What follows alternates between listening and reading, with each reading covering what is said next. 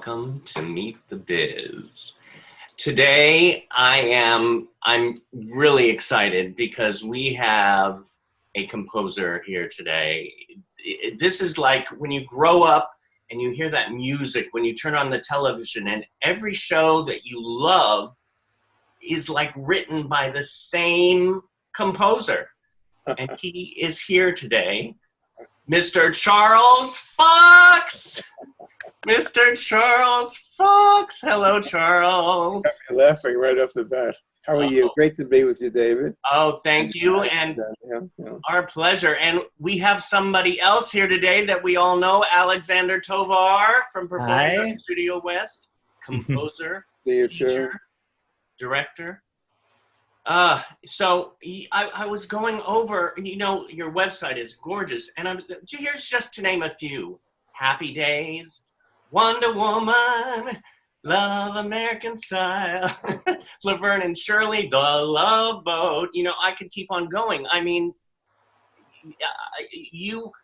it's artists like you that keep your music flowing through our veins throughout our life. Oh, thank you very much for saying that's very nice of you. You know, it's I've been doing this for a long time, and the very first show that I did on television was Wide World of Sports in 1965, and they didn't know if even an anthology of sports events would even take hold. And 35 years later, it was still on the air, my theme. But a couple of years after that, they decided, it was ABC, to put Monday night, making the Monday night a night of football. Right. So I did that original Monday night football theme, and it's just kept going over the years, and I've had all these great experiences. By the way, some of them did, you know, they didn't all last on the air. Obviously, a lot of them were pilots that didn't go, or sometimes I did a Bob Mission series, and they pulled that off the air and called The Family for Joe. They pulled that off the air in 6 episodes with no audience. So, you know, you never know. But I've been very fortunate to have some of those really long-running shows that people love and have grown up with. I keep hearing, so that's very nice. Oh, well, it's so true. I mean, when did you know you wanted to be involved with the art of music as a composer? Well, I started taking piano lessons when I was quite young, maybe 8 or 9 years old, and I went to a great high school in New York, the High School of Music and Art, and I was very influenced by all the activities of fantastic musicians. I got into jazz. I got into Latin music. My earliest music was Latin music, honestly. My earliest songs were all in Spanish, which I don't even speak, but I had a great affinity for the music. I got into opera and classical music. I used to go to the Metropolitan Opera at least once a week or twice a week. I had an orchestration teacher then who suggested that to get, if I got close to an orchestra and see violin players, you know, bowing, and horn players, and listen to the sound of a clarinet with a flute together, make mental notes, you know. So those days, the Metropolitan Opera, the old wonderful Metropolitan Opera on 37th Street, had a standing room all around the whole rear to the side of the orchestra section. I used to stand right behind the double basses, and I'd go there at least once or twice a week just to hear music and live, and I would stand, you know, and it was $2, by the way, to do that. Wow. So the really best thing that ever happened to me musically in my life that I take with me to this day, when I was 18 years old, I had the great good fortune to go to Paris and to study with Nadia Boulanger. I was going to ask you about that because we did a class, or I did a class for the program on Nadia Boulanger, and I was looking that you had the opportunity. That just must have been a wonder. It was such a great class for me to research it when I saw that you studied with her. It's just, I'd love to hear a little bit about that. I mean, she was an extraordinary musician. Extraordinary. Yeah. I was very much in love with her, and I am to this day. She gave me a whole life of music. I went there when I was 18 years old, just for the summer. There was a conservatory in the Palace of Fontainebleau, and there were just a few of us composers. And so the day I had my very first lesson with her, I would tell you it was the day that I knew that I would spend my whole life composing music. She was that inspiring to me. Of course, I wrote music I composed before that, and had pieces in high school, and I wrote songs, but I wrote mostly little classical pieces. Mm. But that was the moment and the time when I realized that this was going to be my life's work. And I ended up spending 2 years in Paris with her, and I saw her almost every day for class lessons, and Wow. she influenced my life. And as I say, to this day, she sits right here on my shoulder, looking over me. She was strict, right? Well, Or she was strict. She was funny. She was charming. I mean, honestly, I'd sit next to her at the piano bench. uh-huh. If she didn't like something, she'd give me a whack like this with the elbow, and I could sometimes get knocked right off Wow. the chair. So I don't know if you call that strict. Uh-huh. Right. But you had a few black and blue marks on the side. And I wasn't the only one, you know.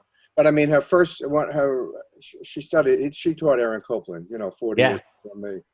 And generations of composers came to her from around the world, including Quincy Jones at one point. And Quincy and I, when we get together, we talk about our beloved teacher. And yeah, it was a very special time in my life. And Wow.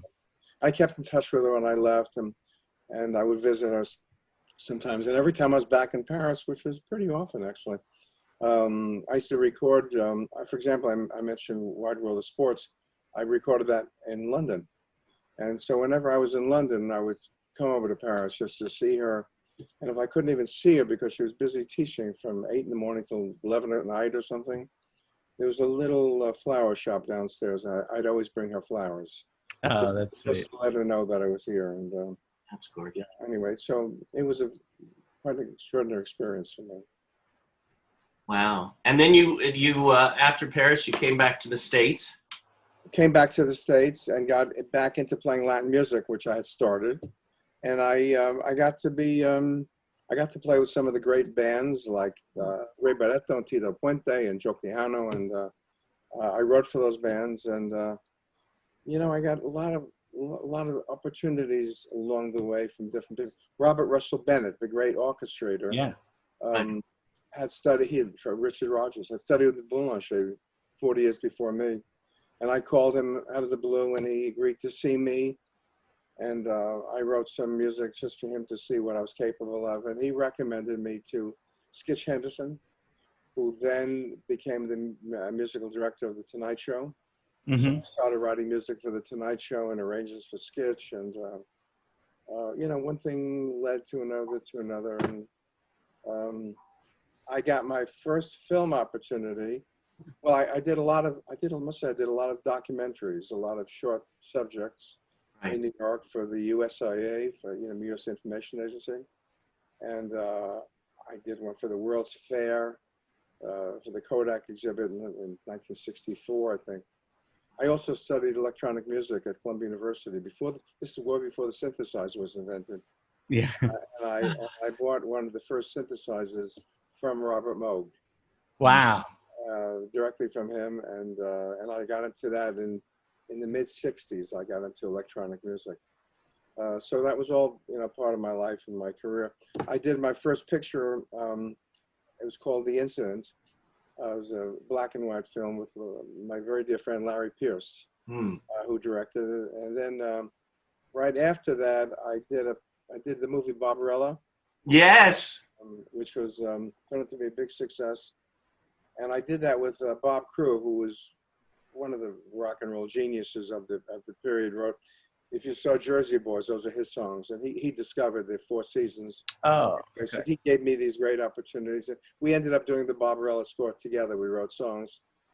And then Larry Pierce's next picture was Goodbye Columbus, Paramount. And the people at Paramount came to see me because they didn't know who this young fellow was scoring Barbarella. It was a big picture. And so that was my kind of entree. Then Stanley Jaffe, who became the head of Paramount Pictures, he was the producer. He brought me to California to do Goodbye Columbus. Right. The end of this little episode, I'm telling you, after I finished Goodbye Columbus, Paramount said, we have a pilot for a new series we think you'd be perfect for, called Love American Style. Yes. Which you got the best song and best score, right? Did win a couple Emmys, yeah. Anyway, so that was my whole entree to Hollywood, and that's how it happened. And actually, after a year of working in Love American Style, I used to go back and forth to New York commuting. And along the way, I had done other series. There was an afternoon Marty Kraft show called The Bugaloos. Yeah. I did that at the same time, Love American Style. And I did a movie called The Puffer Stuff. It was a big Universal picture. And I wrote a bunch of songs for that. Anyway, with that, they pulled me out. They said, I can't commute anymore. I've got to be living in California. So Right. it was a really easy decision for me. My work was here anyway. Right. That was 1970, so we've been here ever since. 1970. Yeah. And I mean, the movies that throughout your career, you have done so many amazing films. And in fact, I have to show, and this is jumping a bit, but this was one of my favorite scores of all time. Oh, that's nice that you have that. Thank you. I love that. What a classic. I was listening to this, earlier today, and just the chords of it, and I was starting to tear up to it. Oh, that's fun. Because I grew up, see, I'm starting to now.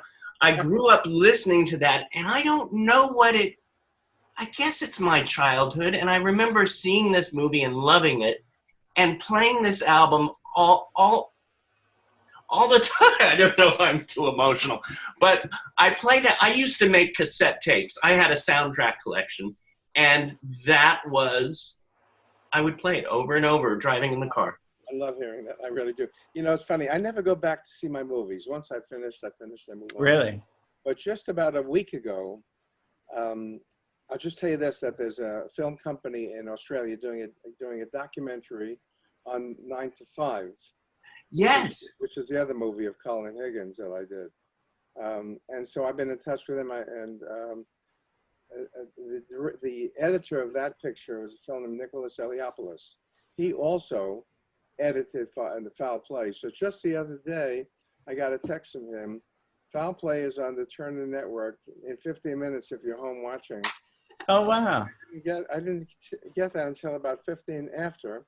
Right. And, these days we're all home a lot, Yeah. Still working, of course, but we're all home a lot. So I said to my wife, you want to see Foul Play? So we watched not the first 15 minutes, but everything after that. It was fun again. As I say, I just don't really go back. Of course, Barry Manilow had a big hit record, with my song for them. Yeah. So that I hear, and Barry's been great. Yeah. But last night we had my daughter and grandchildren came up from San Diego, and I said, guys, you'd really enjoy watching European Vacation. That was another picture that I did. Anyway, I was so wrong about that because, my grandkids are 13 and twins are 11. Yeah. There were scenes in that had I known that I remembered, It's like, cover your eyes. it was too late. It was too late to cover their eyes. So, what did they hear and what did they see? It was still fun. They laughed a lot. But Right. then at the very end, I saw that Nicholas Eliopoulos also worked on that film. So I have to call him and just tell him that we've made that connection, But anyway, they're doing he is making a documentary now about Colin Higgins. And Colin Higgins, he died at a way too young age. Yeah. I made some wonderful pictures, and I had the pleasure of doing some of those pictures with him, including Foul Play 9 to 5. I have a couple. I wonder if it's the same documentary. The Lane twins are doing a documentary on 9 to 5. Well, I don't know. Well, there's a producer in Australia. Okay. And she's been in touch with me, and so maybe it's a film that I don't know. I really don't. Right. She may be working with them. I really don't know. I only know this one woman, Camille, who's a producer. For soundtracks, what is your advice to those students who would like to start composing soundtracks, or even music? Well, I've heard people say when it comes down to scoring films, these days everyone has synthesizers, everyone has the ability to make music and hear it, and there's the sound of strings, everything's pretty good these days. Some of it's great. My best advice is to learn to be a musician.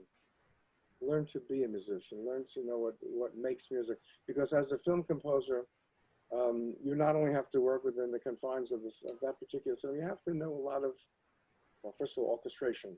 So you have to know about instruments. You also need to have a foundation to build musical scenes. You're working for timings. You're working for moments that happen and go to something else. So you have to be very agile in terms of the compositional developmental abilities. And I think it all starts with learning to be a musician. You know, Debussy, for example, he was one of the greatest composers, obviously, but he referred himself as a musician. Mm. When you went through the Conservatoire in Paris, Mm-hmm. you became a musician.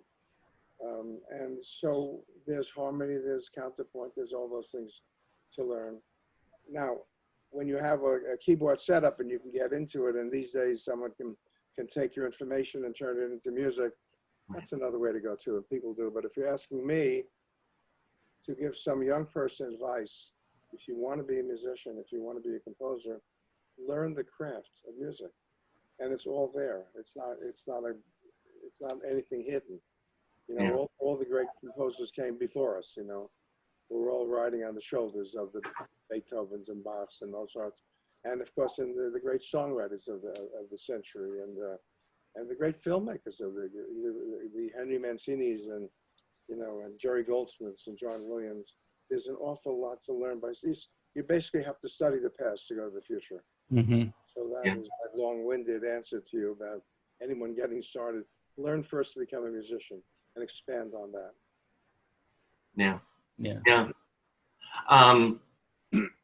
You know, I mean, you were talking about Barry Manilow, but I mean, Sarah Vaughan has recorded your songs. Olivia Newton-John, Luther Vandross, Carly Simon, Johnny Mathis, Shirley Bassey. I could go on. Sergio Mendes. Wow. In fact, I got my album collection out now. Oh, Roberta, okay. Oh my gosh, what a great. Killing Me Softly, which Mhm. you did so many times with your song. Mm-hmm. Yeah, we've had an awful lot. We had maybe 2,000 different artists record that song, and over the years, and every time I turn around, people are sending me new records of that. So very fortunately, it's in the younger ears as well as people who've been around, you know, and we keep getting new recordings. Right. Sarah Vaughan was a particular pleasure for me. She sang that song. She sang a song called "And the Feeling's Good," which Roberta Flack also recorded, by the way. Yeah. But I was in the studio watching Sarah Vaughan sing my song, and that was Wow. a great thrill. But I wrote a song for Fred Astaire, and I worked with Fred Astaire. I used to go to his house and rehearse with him, and he recorded a song for a film that I wrote with Norman Gimbel, my longtime collaborator who passed away last year. Although I had the good fortune to work with so many of the greatest lyricists, you know. Norman and I had a real collaboration for many years, but I had a real collaboration with Hal David. We Wow. wrote many songs together. We did 2 musicals together, actually. Wow. But you know, Paul Williams, one of the greatest Mhm. lyricists, and Sammy Kahn, and actually now I'm doing a show with Alain Boublil, who wrote Les Miserables. Oh, We have a new musical we're working on together. this is wonderful. So I've been very fortunate to get to work with some of those really. And the really great- Bergmans and And the Bergmans, I work with Marilyn Allen, yeah, and Carly Simon, and work with Seals and Crofts, you know, and it's been a great ride, and I'm still riding. yes, I love it. A question about Killing Me Softly. How, let's say, for example, that song that we all know, how did you get into the emotional connection to it as a composer?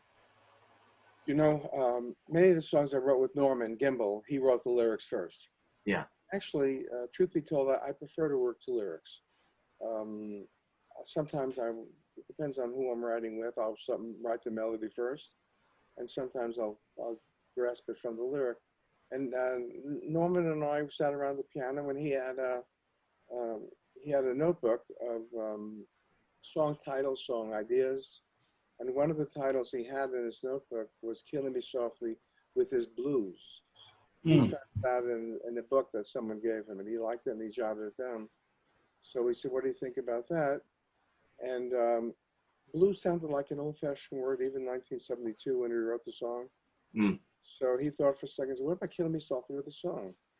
And we talked about it, what that would be. Most people get affected by hearing a song. A lot of people take the songs through their lives with them. They say, this is my song, you know. This is our song. We fell in love together, or the tragic stories, or stories of loss, or whatever. Got married. Songs are a wonderful poetic medium that go on for 2 or 3 minutes, 4 minutes, and people take them with them for their whole life. So this was a song about that. What does it mean to hear a song? What does it mean to you, and how do you get moved by it? So he went home. He called me in a couple hours and gave me a lyric, and I took down the lyric while I was on the phone with him, and in a half an hour I must have written that song. It just Oh, wow. Really? That fast? yeah, That's great. came right out. And sometimes I can work for weeks, by the way, you know. Sometimes it takes me weeks to get just the right setting, the right notes. I know, it's always hard to know when you're finished, you know. Mm. I know I'm finished when I want to play the song again. And I know if I'm so bored, I can't wait to get to the end of it, I'm not in the right track. Oh, wow. The notes keep coming. The notes never stop. So it's a question of what I'm trying to say. And it's also about character. It's very oftentimes I've written songs for movies and television, particular singers. So you have a voice in your ear, you know, you have a sound, or a motivation because it's a book song. I've written, you know, a number of musicals. So we're dealing with characters within the story, and they have voices. They have voices and characters that you try to live into that character based on the words you get, or even without words, just to start with the melody. I actually believe that when a song is really written correctly between a lyricist and a composer, or one person, or 3 people, that you can't break them apart. When you hear the melody, you hear the lyric, and you read the lyric, you hear the song. Each one gives you the other part of it. It's just that it becomes a united effort, and that's how I think when you know you have a song that works. Mm-hmm. It's really, listening to you, it's really like, in a way, giving birth. You need 2 people in a way. You don't need 2 people, but it's that collaboration that creates. Yeah. Mm-hmm. Although it's Cole Porter that said he never understood why it takes 2 people to write one song. Yeah, that's right. He wrote lyrics too. Yeah. So yeah. Did you ever write lyrics? Was that something you were ever interested in, or? Not at all. Not at all. Yeah. Well, I will tell you that I wrote one song when my daughter was married. I wrote a song for her with my Oh, that's yes. sweet. And Paul Williams came into my house and he made it better. Oh, wow. That's so cool. No, I don't. It's not something that I even have an interest in doing. Uh-huh. As I say, I've worked with some of the greatest, you know, and they're great, and they're great for a reason. Real poets, you know? Right, right.